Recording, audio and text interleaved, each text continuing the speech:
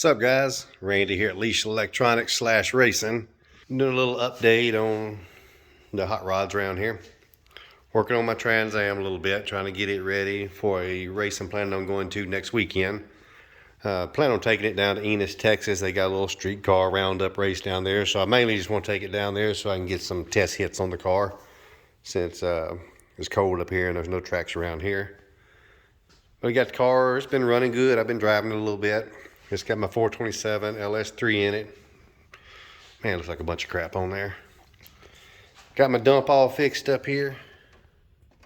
Normal driving around, this stays shut.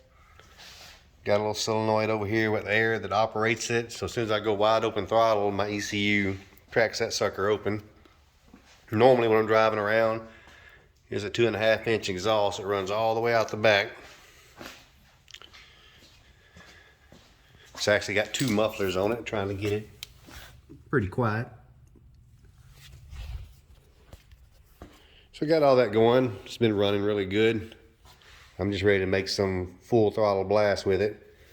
Try to run it out on the highway a little bit on just 7 pounds of boost, and just 7 pounds of boost, it just gets crazy out there. Got Jose's forced inductions 110mm turbo on there. Too much turbo, but it works good. Well, I hear my wife driving up. I think she's bringing me some coffee. Yep. All right, let's go get my coffee. What's up? What's that? So it helps. This is one of my videos. I mean, the bit helps. You're still making it? Yeah. Oh, okay. Love you. Bye-bye. Love you.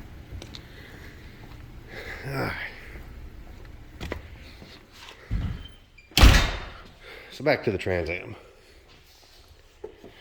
Got my dash out of it right now. And you can see it's a streetcar dash. It's got a lot of crap in it. It's got my radio, my boost controller stuff, fuse block, a 16 to 12 volt converter for the radio. I've got it out because my dash system I got in here, I had it hot glued in, but the hot glue didn't hold, so now I've got some silicone. Got a little weight on there holding it down. All my switches and stuff. One really big thing that I'm proud of on this Trans Am is my cage. Now it's just more of a 850 street cage, pretty much, with some extra bars. But what I'm proud of is the clearance. You can see there's no bars hanging down up in your head. If anybody knows anything about these 4th gen F bodies, it's really tough to get a cage in it that's not banging up against your helmet. Whenever I did this cage, like on these pillar posts here, there was like, you can't even really see it, but the metal actually comes way out, and I actually cut that off where I put the cage bars in. So technically, the factory plastic pillar post covers will actually go over this roll cage bar all the way up and really cover it up. So these bars here are no further out than the factory interior pieces. Same goes for the bars up top here. The actual factory piece with the T-tops actually sticks out more than what these bars are. So I was able, and even this bar that goes across here is even cut and inset into there. So if you could put the factory pieces back in, it would completely cover up the front part of the cage.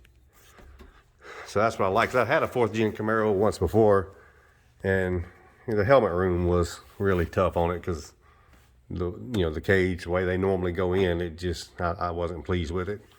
But this one, nice. About as good as you can get. Street car, still got the factory seats in it and some of the panels in it. I'm a shifter. First time ever that I don't have an air shifter. I actually have to grab all 3 gears in this thing. Mandatory cup holder. My wiring panel here. Got my Max ECU race. Got my Leash Electronics stuff right here. Got my street strip board. Got one big plug that plugs the dash in, so whenever I put it in, that's all I have there. Behind here I have my MSD what number is that? MSD 600, yeah. The Pro 600 CDI system. So it's a real legit street car. It's got all of the stuff in it. I've actually even got a heater box that I have to install in here. It's not gonna have an air conditioner, but it will at least have heater in it. So that's where I'm at on this. Just got a few little minor things to do. Got to put a new set of Pro 275s on it. Got my carpet here. Then I'm gonna make a dash pad to cover that ugliness up. And got the old zombie Mazda over here. Oh, I can't wait to get that on there. All I'm waiting on is my gear drive. I'm so anxious to see how it's gonna fit, because I believe that the volute that's gonna go on there is gonna be just right sticking outside the front. So that's gonna be pretty bitchin'. Worked on a new coil mount to mount my coils so they're, compact with the motor. I switched the coils over, so now I can actually take these spacers out, and this will actually bolt all the way down to the valve cover. I'll probably put just a little bit of spacer so I won't have any problem getting the valve cover bolts out of it. Been working on the wiring. I stripped all of my old wiring out. So trying to get all of the wiring done. Not really in a big hurry to get that done, since I'm gonna have to wait about a month probably to get my gear drive. In the meantime, I got some pipe coming so I can start on the Zoomy headers. They're gonna be a 2x2 stacked Zoomy coming out of there. That's about the only thing that I could do.